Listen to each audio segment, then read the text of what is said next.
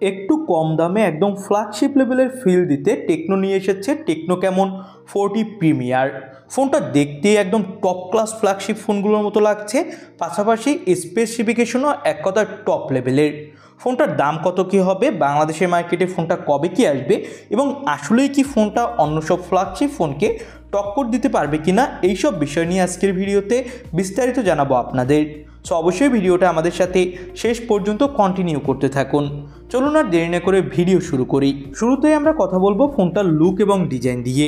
ফোনটার ব্যাক সাইডে বড়সড় একটা সার্কেল ক্যামেরা বাম দেওয়া হয়েছে, যেটা অনেকটা ভিভো X200 সিরিজ অথবা Xiaomi 15 আল্ট্রার মতো দেখতে লাগছে।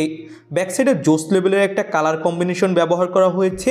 দুইটা কালারের কম্বিনেশন দেওয়ার ফলে ফোনটা দেখতে আরও বেশি জোস লাগছে এবং ফোনটার ব্যাক সাইড রাখা হয়েছে অনেকটা কার্ভ, যার ফলে হাতে নিয়ে ভালো একটা হ্যান্ডস অন ফিল পাবেন।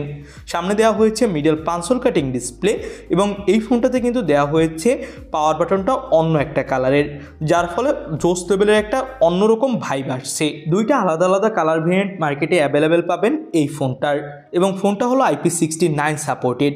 এর ডিসপ্লে সাইজ হলো 6.67 ইঞ্চি মাপের, যেটা 1.5K রেজলিউশনের LTPO অ্যামোলেড প্যানেল, আর এর রিফ্রেশ রেট দেওয়া হয়েছে 144 হার্টজ, যার ফলে ডিসপ্লেতে আপনি সুপার ডুপার স্মুথ পারফরমেন্স পাবেন। স্ক্রিন টু বডি রেশিও 89% এবং ডিসপ্লের পিক ব্রাইটনেস দেওয়া হয়েছে 1600 নিটস। তো এখানে ডিসপ্লে ব্রাইটনেস নিয়ে একটু কমতি মনে হয়েছে আমার কাছে, এবং এখানে ডিসপ্লেতে কর্নিং গরিলা গ্লাস 7 এর প্রোটেকশন পাবেন। ফোনটাতে ব্যাকসাইডে 50 মেগাপিক্সেলের প্রাইমারি ক্যামেরা দেওয়া হয়েছে, 50 মেগাপিক্সেলের আল্ট্রা ওয়াইড আর 50 মেগাপিক্সেলের টেলিফোটো সেন্সর থাকছে। ব্যাকসাইডের ক্যামেরা দিয়ে আপনি 4K-তে ভিডিও রেকর্ডিং করতে পারবেন এই ফোনটা দিয়ে, এবং সব ধরনের সেন্সরও পেয়ে যাবেন এই ফোনটাতে, যেগুলো আপনারা ফ্ল্যাগশিপ ফোনগুলোতে পেয়ে থাকেন। এবং এখানে কিন্তু একদম AI এর ভরপুর সাপোর্ট থাকছে। এই ফোনটার ফ্রন্টেও 50 মেগাপিক্সেলের সেলফি ক্যামেরা থাকছে, যেটা দিয়ে আপনি 4K-তে ভিডিও রেকর্ডিং করতে পারবেন। সব মিলিয়ে যদি বলি তাহলে ফোনটার ক্যামেরা কোয়ালিটি এক কথায় টপ ক্লাস।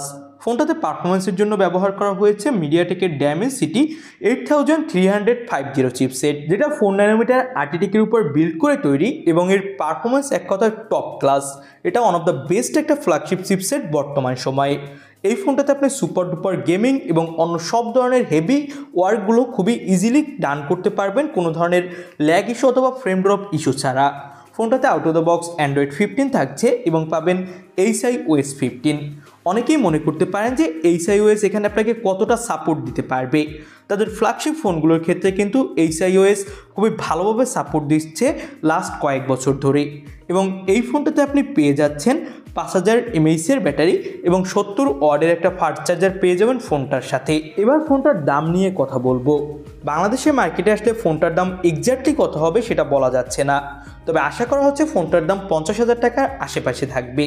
50,000 টাকার আশেপাশে এই ফোনটার স্পেসিফিকেশন অনুযায়ী কিন্তু ফোনটা অনেক বেশি জোস, তবে অনেকেই এত দাম দিয়ে টেকনোর একটা ফোন কিনবেন কিনা এটাই হলো মূল দেখার বিষয়। তবে আশা করা যায় 2 থেকে 3 বছরের মধ্যে টেকনো ফ্ল্যাগশিপ লেভেলে ভালো একটা কিছু করবে। আপনাদের কাছে কী মনে হয় সেটা অবশ্যই কমেন্ট বক্সে জানাবেন। বাংলাদেশের মার্কেটেও কিন্তু এই ফোনটা আসবে। আজকের মতো আল্লাহ হাফেজ।